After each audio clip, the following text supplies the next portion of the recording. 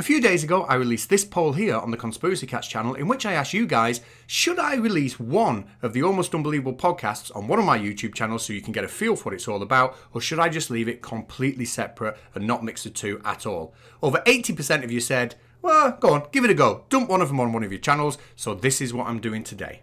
Now, I hear many of you ask, what is the Almost Unbelievable podcast? Well, it's a podcast where our guests come on and tell us stories that they are convinced have some sort of supernatural or paranormal roots.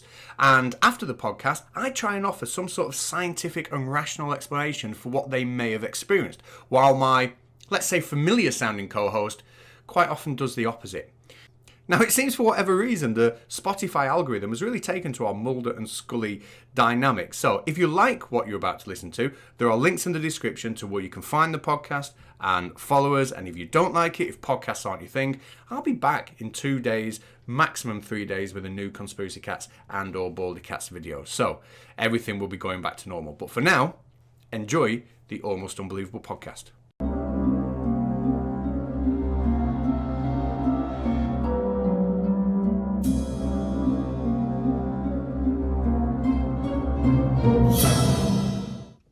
In a world where anything is possible, in a world where the normal and the paranormal reside, Almost Unbelievable brings to you the stories you want to hear, but fear to hear.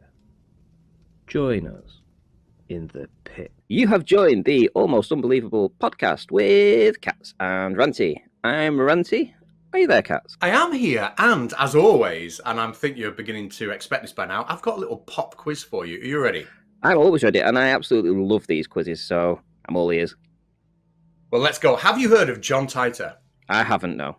Well, John Titor, or John Titor, I've heard his name pronounced a couple of different ways, is an internet legend. He was a supposed time traveler who made his presence known on Art Bell's chat forum, which is linked to the old Coast to Coast AM podcast, which is another excellent paranormal podcast. And he claimed that he'd come back in time from the future to collect some parts from an old IBM computer because that technology had been lost in the future and they needed it for something. How does that sound to you at the minute? Realistic?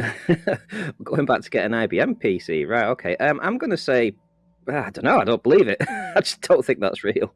Well, the posts are out there. You can still access the forum and you can still read his posts. So there was a poster called John Titor who claimed that. And he decided to make some predictions about the future, a lot of which didn't come true. He predicted a devastating nuclear war in 2015. He predicted that the Olympics would be cancelled in 2004. He predicted a lot of things that didn't come true. However, he did make a prediction in the year 2000 that did come true. Now, he predicted, and again, this is 20 years ago, he predicted that the bulk of people's viewing time and entertainment time around about now would be spent not watching mainstream TV, but watching entertainment broadcast by individuals, normal people, filmed in their own houses and put on some kind of service that everybody could access. What does that sound like to you? Well, that's interesting. Yeah, it sounds like YouTube. It does, doesn't it? And he's been credited with sort of predicting the rise of YouTube, despite the fact that many of his other predictions become wrong. But he's got an answer for why his other predictions were wrong. And it all lies in how he refutes the grandfather paradox. Is that something you're familiar with? Ooh, grandfather, no. Can't say I am. So if I'm a time traveler and I hop in a spaceship or a time travel ship and I go back in time and kill my own grandfather, then I will never be born. And if I'm never born, then I cannot go back and kill my own grandfather. So the whole thing becomes impossible. Make sense? Yeah, definitely. Seems absolutely fine to me, that. So this was put to John Titor in the forums. You know, how can you come back in time, change events for the future, and you might not then end up coming back in time to change those events? And he cited something called the many worlds theory. When people at school learn about the double slit experiment, it's very famous. It's often cited there. And the many worlds interpretation says that every time a decision is made, every time something happens, every single possibility of that event actually happens. So if I toss a coin, it doesn't just land on heads, it lands on tails, and it lands on its side, and it bounces off the desk, and it goes down the drain. All the possibilities happen, and a new world is created for each of those possibilities. So an infinite number of realities where all possibilities are catered for. And what John Titor says was when he time travels, what he actually does is he doesn't go back in time in his own timeline with his own world. He actually slips into one of these alternate realities where things are just ever so slightly different. And every time he time travels, he gets further and further away from his own world and his own reality. But if he then alters the past in one of the other realities, he's not affecting his own future. Well, that's very clever, I have to say. And to be fair, I mean, this kind of makes sense in some way. You can imagine you've got a tree and you've got lots of different branches. You go up one branch, if that branch breaks on its way up and you've already moved on to a separate branch, then whatever happened in the broken branch's reality doesn't affect the other one. So, yeah, sounds good to me. Well, it is. Everyone who's listening is interested in this. If you look up Many Worlds' interpretation of the double slit experiment, there's loads out there on the internet. It's really fascinating. But ultimately, the idea of having separate realities is fascinating. And I do believe today's guest has a story that may or may not be linked to what I've just said. Oh, today's guest. I have to say, this is the most interesting story I've heard to date. And we have recorded a lot of backstories too. We've got a lot of podcasts ready to go. And I have to say, like I say, this one really knocked my socks off. So I cannot wait to introduce today's guest. And today's guest is going to tell us a Glitch in the Matrix style type event, kind of parallel worldy kind of event. And she has some evidence to go along with that too. So I just cannot wait for you to hear this story. Our guest today is called Alex. Are you there, Alex? I am here. So take your time. Just tell us the story from the start to the end, and we will try not to interrupt. Off you go. Wonderful. You got it. All right. So, and that thing, I looked up my friend's original post about these events, and it was exactly a year ago. So that's bizarre. But I live in a little beachside town, downtown area, right by the water. This was a Saturday night. My best friend came over. We were sitting out on my roof, ate dinner, nothing. Everything seemed fine. People were out, neighbors were out. You can see, into a few people's yard from my roof. And there was, of course, activity. And we realized it's 11 o'clock at night and it sounded so quiet. You didn't hear music. This is a Saturday night. You usually hear all different kinds of music. And also I live so close to downtown. People park here and are coming back from the bars, but there was no sign of life, nothing. And at this time I had just purchased my car. And, it's a 2016, so it's not a brand new car, but the joke that I had with the sales associate when I was buying the car was, who drove this thing? Because on the big plastic key, that has the Honda emblem and all of the black plastic, there were so many scratches on it, all of these inclusions that you just had to say something about it because it was so funny. How did all of those scratches get on this key? What was the story? We had a funny banter about it, myself and the guy who sold me my car. But so when we're realizing that it's quiet and eerie, my friend and I both started to get just very anxious and decided we should just take a walk and just we'll feel better when we see sign of life somewhere. It's just going to be better. So we got my dog on the leash, and I always take my car key off of my car ring, my key ring, so that I just have my house keys because it fits in this very specific bag that I have for the doggy bags. So the key is left here, the key with all of these scratches on it, scratches that have been acknowledged with my best friend earlier that day. We leave, start walking towards downtown. There is nothing. No one is on the street. No cars, no people. And in my neighbor's yard, where there had been a very tattered Jack doll, the Nightmare Before Christmas character Jack. I mean, it had been there since I had moved into my apartment. It was completely tethered and torn, brown, but obviously it was just something that they liked up in the yard. And as we're passing their yard, the Jack doll is there, but it is a brand new Jack doll. It's okay, maybe they replaced the Jack doll. I did ask them later if they did, and no, they didn't. They assumed that maybe it was a friend of theirs, since it is an inside joke, that maybe someone did replace it. So I can give myself something of an excuse there. But behind my house, I live in a little cottage that's upstairs. So you can be on my roof and you see the yards on this side, and then there's an alley behind where my front door faces. And there's neighbors back there that have a dog that's always in the yard that just always barks at my dog and jumps up to this part of their fence that was broken. They're right there in my front yard. So I had walked my dog around like at 6 o'clock, 7 o'clock before she had come over.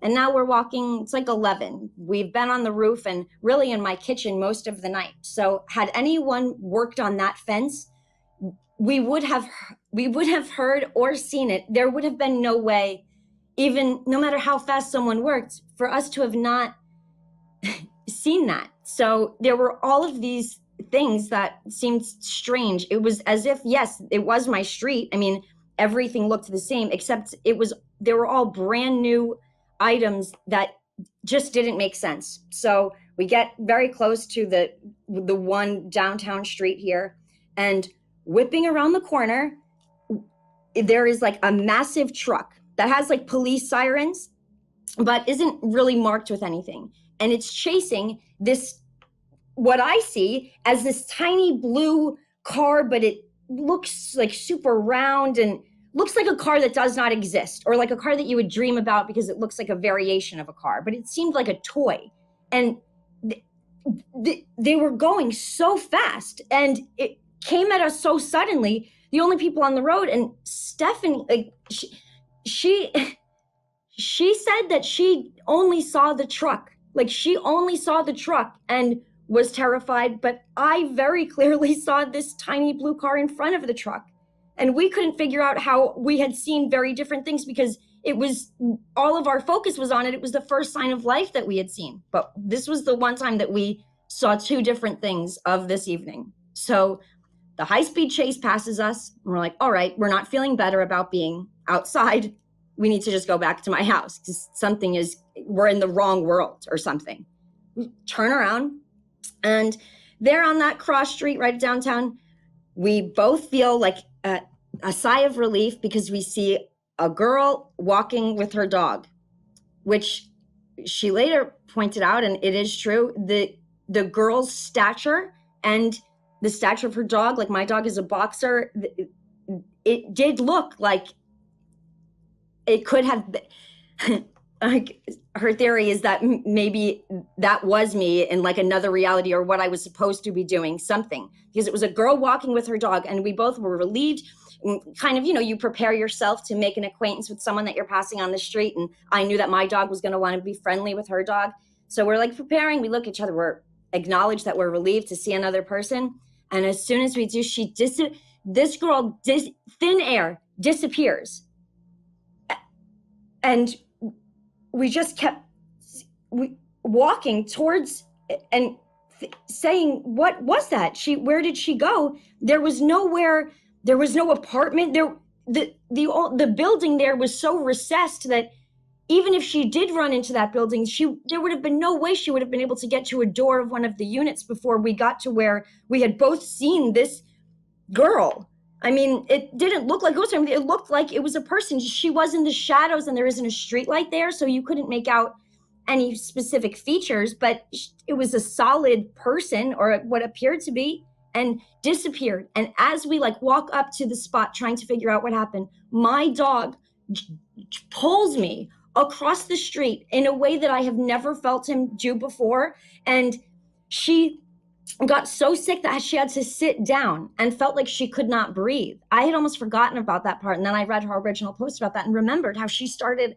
truly gasping for air and just feeling that this horrible dread. I was more alarmed because of my dog. So I think that, I couldn't really focus in the same way, but it was an absolutely baffling experience. And so now we're in the hurried walk back to my house, hoping to see something else, some sign of life, something that makes sense. And there is still no one on the street, and we thought maybe we'll go see, some of the bars might be open, but we were just both so aware that whatever we were in, we were in the wrong place. It just felt wrong, and could not get back inside my house fast enough.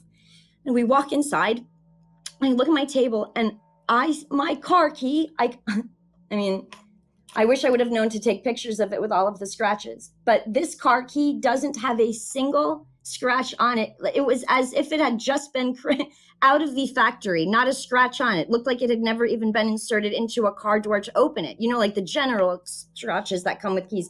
It is a brand new key. And we both, like, you know, cried a little bit because it was a truly bizarre experience that I, to this day, cannot make sense of. We searched like crazy for high-speed chase, because usually things like that are reported, you know, on the Ring app for the neighborhood that they have, or just a little write-up. You would hear about an incredible high-speed chase that came across Lucerne, like, and we just wanted to make some sort of sense of it, and still none of it. I mean, the fence, maybe somehow we missed that the people who lived behind me put up a brand new fence, and we didn't hear a single nail. And the neighbors who don't know how the new Jack doll got there, like it, and mostly this car key. The most terrifying thing was when I went into the Honda dealership to pick up, there were some, the warranty papers, and I was picking up the spare key because they didn't have a spare key for the vehicle when I first purchased it. So I don't know how it happened, but I had to go there a few weeks later to get the spare key. And I was so freaked out about it that, I don't know, maybe there's a thing where keys magically fix themselves, but I had to share it with the sales guy that had sold me the car because it was just so insane. And I go in there and I'm like, hey, Mr. Ryan, how you doing? Look at this. What happened? Because my joke was like, who drove this car? A bear? Because there's just all these scratches only on one side of the door and all over the key. I was like, look at this key. Don't you remember we joked about all of the scratches on the key? And he was like, well, that's the spare probably. So it's a brand new one. I was like, no, I'm here for the spare. Like, it's not in my possession yet. Like, I don't have a spare key.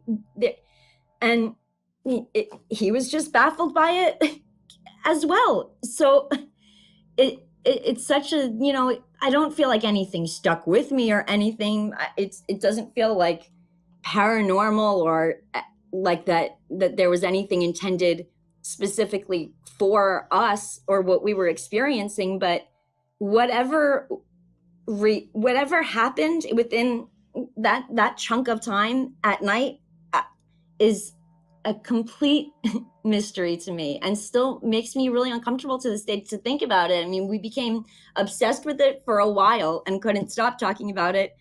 And then I think we both even had to take a break from like each other. I mean, we're best friends and still are, but it was, will always be. We've had very other odd experiences, but this was by far just the most baffling, and that the material proof of it is, to me, terrifying. I can actually hear in your voice just how terrified you are about this. It was, yeah, the feeling of, I mean, that my dog was so terrified, and that my best friend, who is not, she's very like in tune, much more so than I am, you know, but she really is, you know, so very aware of things, and she doesn't frighten easy. Like, so for them both to have reacted so strongly at that spot where that image disappeared, and all of it, the feeling in the air, I can't like explain it other than like, it just felt like we were not supposed to be here, even though it was my home. It was not. I think most people will agree that there are times in their lives that they've been walking down the street and the hairs on the back of the neck have stood up for no reason. And then they may have turned around and there might be somebody walking behind them. You get that feeling that there's somebody there, or it's like a sixth sense that just tells you that there's something wrong or something off. Now, as you've explained, that feeling was there from before you even left the house. This feeling started and built up whilst you were in the home, and all these other events, these physical things that you came into possession of or was able to detect, those happened after you already got that feeling. Yes. Yeah, and I'll echo what Ranty said before. It's very obvious when you're talking about this that, you know, it gets you quite emotional, that the feelings are still very, very raw for you now. You know, it's obviously something that really affected you. It absolutely did, because God, there was just no way to, I want to I can rationalize most things. And there was just no way to make sense of what was happening, and the absolute absence of life.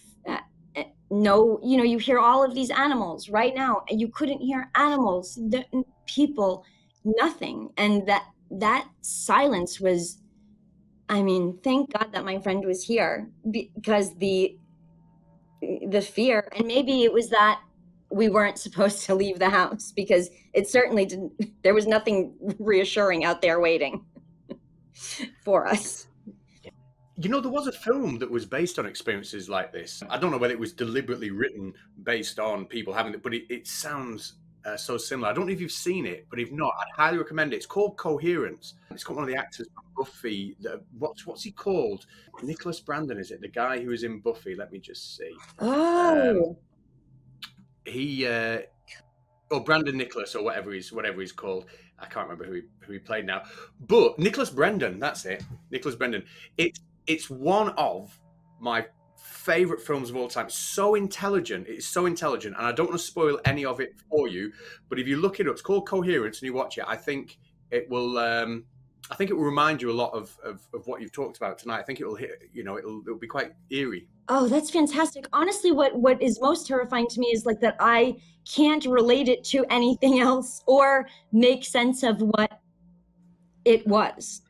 Well, it's such an out of the normal kind of story that you would tend to hear. The closest I can relate to that personally was an instance that happened with my mother many years ago, when she went to go and get some potatoes from the shop and thought she'd only been gone for 30 minutes, but she hadn't. She'd been gone for 9 hours. And yeah, and also I saw something at the same time, a figure on the bus, a black figure that was waving at me, and then no figure got off the bus. There was nobody on the bus. I've said it on the podcast before. I've told this story. So that's the only similar thing that I can relate to, as like a glitch in the matrix, kind of like lost time and things. But everything you're saying sounds... Did she feel like she had just gone to the store and that she never was not like with herself? Wow. Yeah, she said she went into the store, she bought the potatoes, came out. She said the only thing that she thought was odd was that when she went in the store it was light, and when she left the store it was dark. But she said she didn't think anything of it until we told her she'd been gone for 9 hours. And the woman that came back was a totally different woman to the woman that left. What? Mm-hmm. Like for that, like for that day, and like what came back into like... Prior to that, she was uneducated, didn't really have any get up and go, didn't want to do anything with her life, kind of thing. When she returned, she suddenly got a thirst for knowledge, took on GCSEs, passed them all with A's, took on her A-levels, passed 4 A-levels with A's, went on to university, took 2 degrees on at the same time, passed them both with 2 1s. Then she ended up getting a really good job at the civil service, and she got promoted all the way through that. Then she got she became a hypnotherapy specialist, a Reiki master. She did animal therapy. Yeah. Oh my gosh. And that's also very different, because a lot of times you're sort of horrific, but it's almost like an abduction, and you're going to be kind of gifted with this new wow, that's an incredible story. Well, it sounds to me like you got this feeling that the woman that you saw walking towards you may have been yourself in a parallel universe. What's strange is that I would have never thought of that, but I just remember I felt very happy that we were about to see another girl with her dog. I was going to feel better about the state of everything. But later, when my friend brought up, what was weird is you couldn't really make out details, but she looked just like you, like she walked like you. Her dog was the same size as yours. Like, I just keep thinking of that, like, was that you walking had I not come over? And I was like, oh, I don't know, man. I have no idea. But it's all so jarring, especially because whatever that vision was so clear to both of us. We both vocalized a relief to see another person and a dog. I'm preparing. The dog is getting excited because he likes seeing other dogs. And then it completely disappears into thin air.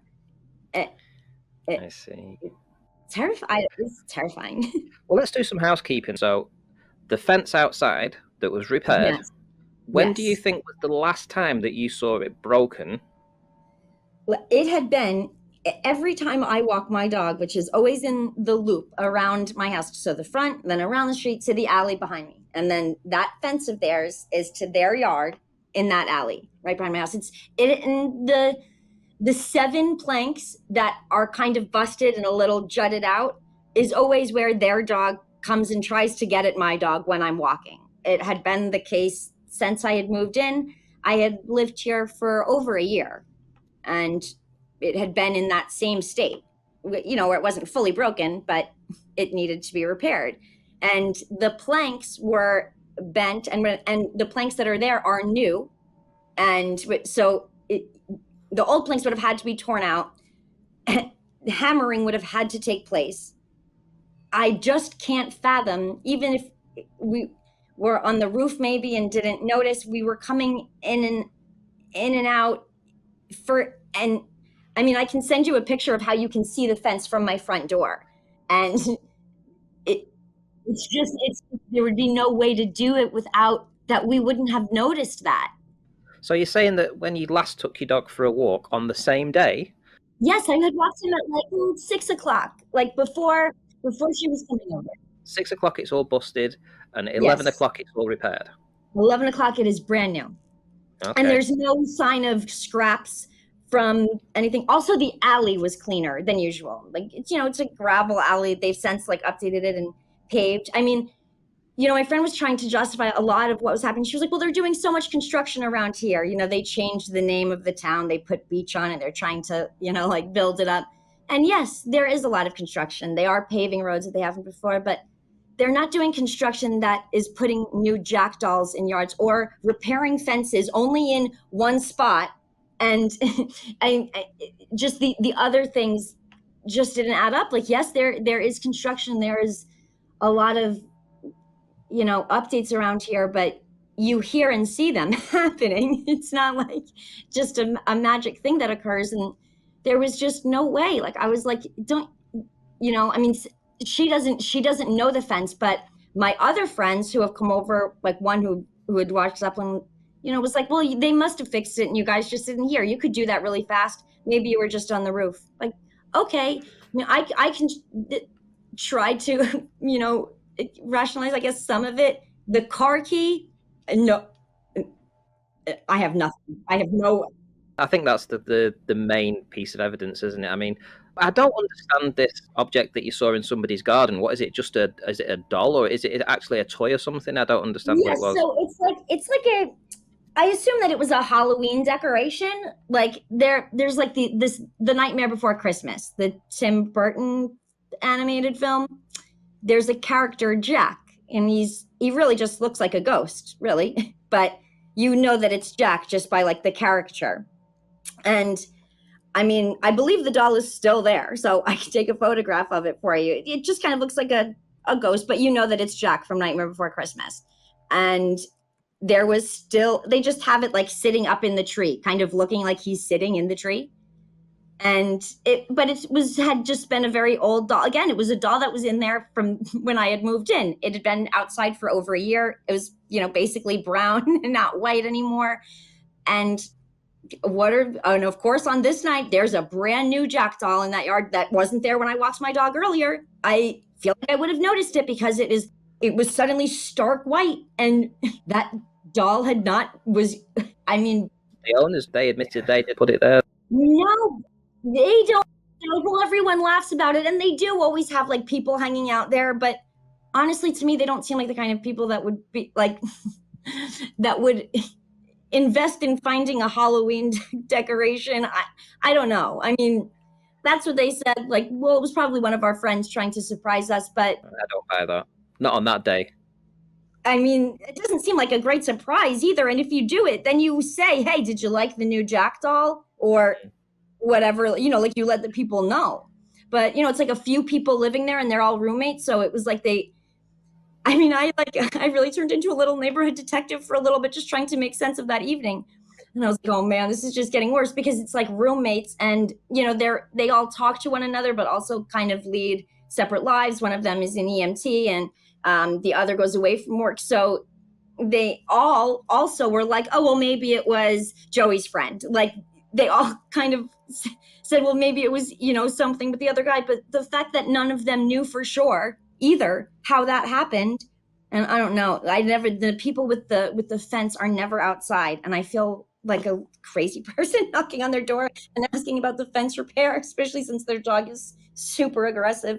What do you think, Katz, about this car chase? I mean, is there anything you want to ask about that to Alex? It's very difficult to process, isn't it? It's very difficult to think of any sort of logical explanation for that. In fact, I was more thinking about the car key and the ghost figure, but that I had almost forgotten about the car chase myself until she reminded me that was the only thing that we saw, was that high-speed chase. And how odd that was, because that was the only time that we saw different things. We both saw a white truck with police sirens, but no police markings. But I saw a blue car.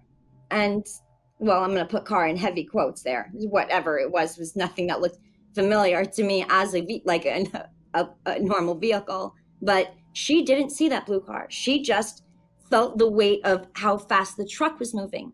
And that, to me, is also just so odd. And that's the only time that we really saw different things, or that I saw something that she did not see. How fast would you say the car was moving? Oh, they had turned up Lucerne. I feel like they had to have gotten to like 70 miles an hour by the time that they hit the corner. Luckily, because this car turned, not really luckily, but at least the speed was broken there, because that car had to turn to get, I guess, was taking like the side route. So we truly had to jump out of the road. The speed at which I saw this little blue car, of course, she sees the truck, but we got over to the sidewalk, and they were already down the street. Like, it was also that the speed, it escalated again so quickly after both cars had turned that it seemed to like defy what is actually physically possible. Like, how fast then, like, that we turned and we basically like couldn't even see the taillights of the chase, which we should have been able to. It's a straight street. Like, yes, we could hear them, but it was like the cars were going faster than cars can go. Like, especially after a stop when you have to accelerate again. It was baffling. I'm loving this story. I have to say. Listen, it's taken me a year just to be able to talk about it. So I just cannot. It was, I'm really curious what anyone has to say about it, and I'm very happy. Thank you for this recommendation for Coherence, because even if it is real, I would feel comforted, I think, just to know that.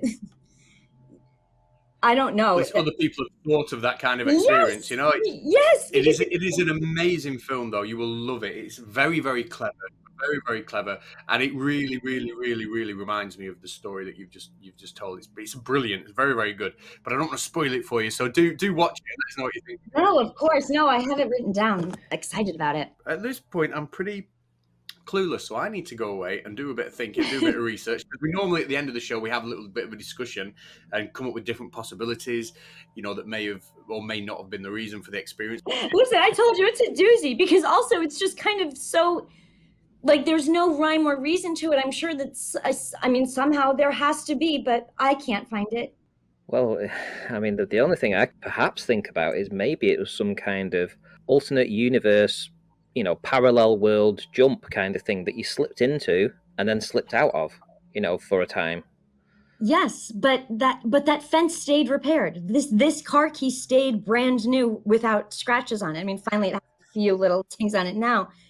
Like, that so jarring to have to keep being faced with these physical realities that, you could come up with maybe rationalizations, but like, really, the chances of all of those things just happening is even just as terrifying.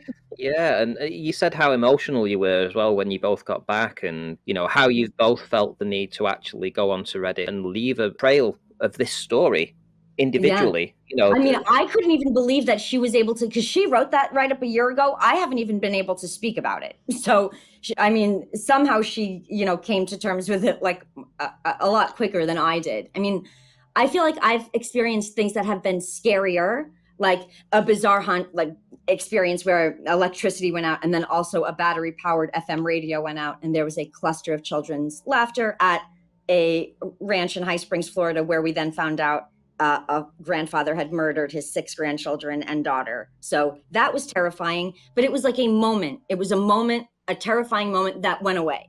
This was just so jarring because it was over the course of a few hours, and the feeling like in our guts, it was like we felt like we had invaded a place that we weren't supposed to go. It was like an indescribable feeling.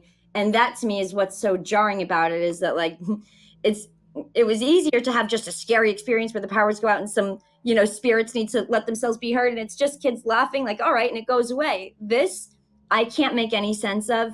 And the feeling was terrible. The absence of sound, the absence of life, and how terrified they both were when we passed that spot where the disappearing girl stood. And that just made my heart sink. And like, we're tough broads. The fact that we got back to this house and like, I mean, we didn't sob, but we both sat and like cried a little bit, because it was as she frantically searched for news reports about a high-speed chase, because we were just grasping for some kind of understanding. And it's interesting, like her write-up of course is interesting for me to read now, because you experience like different aspects. I mean, I forgot how close that she had been to that truck, and how terrifying that part was for her, or how sick she felt when we walked by that spot where the girl had disappeared. I was pulled away from that spot by Zeppelin, so I didn't pass over that same, but the fact that both of them had that feeling, and that the whole that walk had been predicated by just an impending doom was like the feeling. And neither of us wanted to say that. We're trying to have like, she lives 45 minutes south of me now, and we see each other, every few weeks, sometimes every few months. We're just trying to have like a nice night. Both of us are trying to not admit that we just have this horrible feeling, like an atomic bomb is about to go off, just like impending doom. That was the feeling. And then on a quest to go feel better about things. And it's Saturday night. We're going to see some sort of life out here. And absolutely not. Only apparitions of it, and a different vision of an incredibly high-speed chase that made no sense for the speed, for the car to have accelerated and the truck to have accelerated that fast from having turned off of Lucerne. It just wouldn't have been possible. Or for them to have disappeared so quickly, for the taillights to be gone so quickly down a street that is a straight shot. And no matter how fast you were going, at least for a moment, a pedestrian would still be able to see those lights. For a moment, you would. There would be no way not to. But we couldn't. And I saw a blue vehicle that she definitely did not see. Well, this is the wildest story we've had up to date, I believe. I think so. Absolutely. Well, thank you guys very much for letting me share it with you. Anytime. And maybe if your friend wants to come on and share her story too, I mean, it would be interesting to get both of your input on this. Absolutely. One thing I wanted to ask, did you notice anything else change in the vicinity afterward? I mean, how long did the atmosphere stay? Honestly, the way that it also seemed as if like the sidewalks had been pressure washed. They were like super clean. They stayed clean. They're like dirty and normal, like usual again now. But so many things, like the side of the apartment building that like you walk up, that's between 2nd and 3rd, right from my house. The side of that building always had it's like yellow, and it always had this sort of discolored patch, which I assume is mold, since all of these cottages by the beach have some degree of it.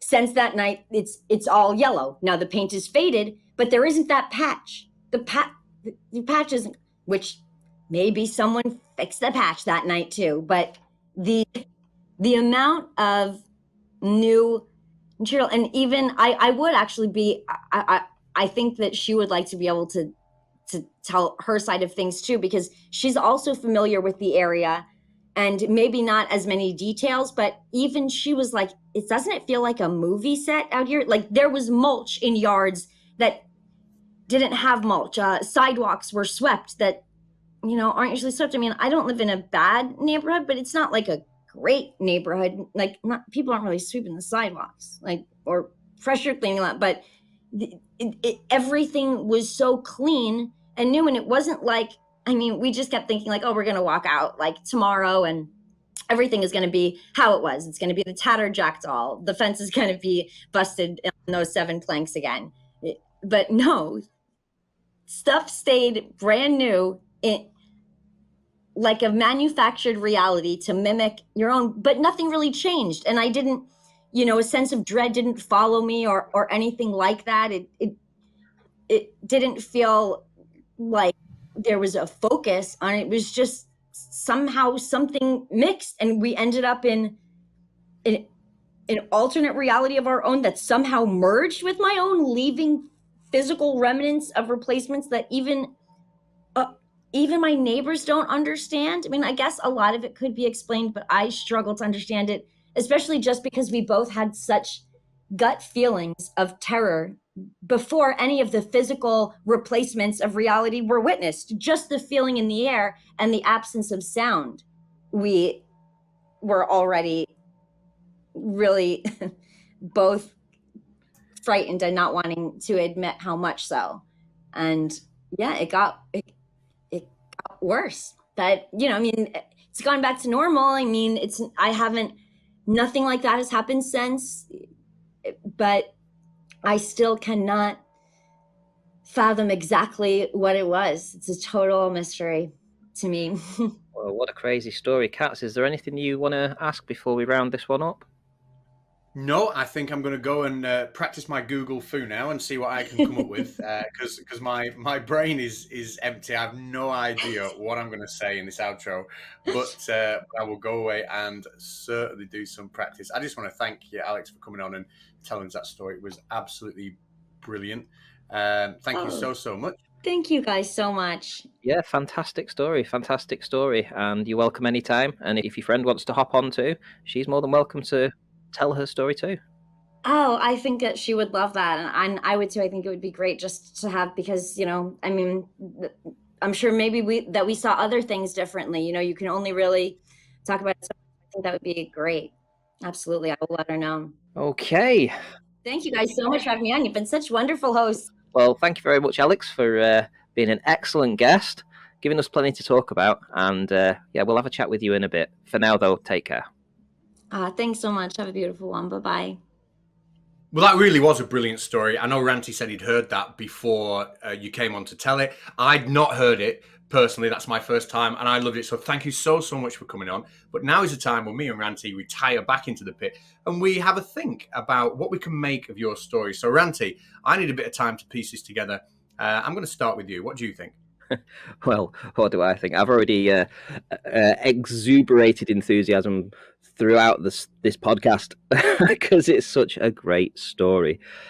The fact that everything to me is so convincing. The fact that Alex has a witness to this, somebody that was there with her who experienced the same thing, the same feelings of unease, the same need to get out of the house and go for a walk. The fact that the area that she lives in is just very well populated, very active on a night, and yet on this particular night, it was deathly silent. There was no noise coming from anywhere, no animals, nothing like that. The eeriness of this made both of the witnesses so terrified that they just needed to go for a walk. And then everything that they saw on this walk was just different. The fence panels, the Halloween toy, the car chase with cars going at incredible speeds that you just wouldn't expect to have that kind of technology here today. The fact that they saw a woman disappear with a dog, and then the lady walked through that area that the woman disappeared from and then felt incredibly sick immediately afterwards. The fact that everything that changed on that night stayed changed. And more importantly, the car key that she was given, the battered old car key with the backstory of having been sold the car from a car dealer who had remarked, and both of them had remarked, about how battered the car key was, to suddenly return home and find a brand spanking new car key that she could actually hold and touch, something that it just couldn't happen. This story to me is just incredible. And she's also kindly sent me images. She sent me images of the fence panel. She sent me images of her car key. And I have to say, you can definitely see where these things have been replaced. You know, it's as simple as that. You can see that there is a new car key. You can see that there is a new fence panel. Now, I suppose at the end of the day, it all comes down to the credibility of the guest. And if you listen to the story and you listen to how she tells the story, you can feel the fear in her voice. You can feel that she's experiencing this. To me, this is the most compelling story I've heard up to date, with evidence backed up. And I have to say, this has blown my mind, because I never really thought about the idea of parallel universes or glitch in the matrix style events. But this, to me, it has paranormal written all over it. And, you know, I'll echo what you said there about the emotion in her voice when she was speaking. It was obviously something that had, you know, really, really stuck with her, and, you know, really, really sort of not affected her perhaps negative way, but something that she carried with her, you know, on a day-to-day basis. It was definitely something that she's never going to forget, wasn't it? Yes, it was. And what's more interesting is that I am really hopeful that we are going to get her friend on as a guest too. I have been in contact with Alex, and she has kindly given me the email address of her friend. So it's just a case of as and when. So I'm keeping my fingers crossed that we can get her friend to come on and give her own independent recollection of what actually went down on that particular night. I'm so excited, I have to say. I'll be honest, that would be a podcast that I'd love for us to get on, to get her friend as well. Would be brilliant. So, I mean, I've been racking my brain about, you know, if I'm going to take that story word for word, what kind of scientific areas I could put on that might explain some of them. And it's very, very difficult for me to come up with anything that's going to scientifically explain everything start to finish. But certainly aspects of it can be explained away by something called derealization. So derealization is a psychological thing which affects over 50% of people at some point in their life. So to say that somebody's experienced derealization is not saying, oh, you're crazy or you're nuts or this, you know, it's something that everybody gets. And there are various reasons for it, but here are some of the characteristic symptoms that you're going through a period of derealization. The first one is that you feel as if you're in some sort of dream or fog. The second one is that the world around you just seems fake. You know, you can't put your finger on it, but everything just seems a bit muted and lifeless and fake. A key one for me is the third one, and that's that objects look wrong. Objects do not look how they are supposed to look. So I'm thinking about the car key here, for example. You know, you're looking at something, even though it's physically not changed, you are absolutely 100% convinced that this object isn't the object you remember it being. There's also effect on how you hear sounds and time as well. Time, you'll either feel like time is speeding up, time is slowing down. Everything is incredibly surreal. Now, these periods of derealization can last hours, weeks, or months, and then disappear, and you can never have them again. Some people, about 1 in 50, just under 1 in 50, will have recurring bouts through their life. But that's the closest I can come to maybe explaining some of the things that were experienced in this story. And it doesn't really explain how both people at the time would be going through the same thing. I understand that. But that's the closest I've been able to find at any of my research, I think. And just to add more to my part, because I do feel like I need to come back and in some way just kind of counter that with the evidence that Alex went to the house just a few doors away and asked the owners whether or not they'd replaced the Halloween toy that she saw in the garden that had been changed. And they said no. They said that they thought it was perhaps just one of their friends had perhaps done it as a running joke kind of thing because they'd left this in the garden. And I find that highly unlikely. I also find it highly unlikely that all these things seem to happen on the same evening. Now, Alex had been for a walk at 6 p.m. with the dog, and everything had been normal. And by the time that she went for the walk at 11 or 12 o'clock at night, then, of course, all these things had changed. And to me, I don't think some psychological episode could account for that. But that's, I guess, up to the audience to decide. Did cats have a very good explanation for what actually happened, or was it some kind of parallel event? You tell us. Yep, all the links that you need to follow us to our social media are in the description. We'd love to hear from you. And if you've had a similar story like this, we would love to get you on. But right now, I think it's time for me to go. It's time for us both to go. Until the next time. Bye-bye. Bye-bye.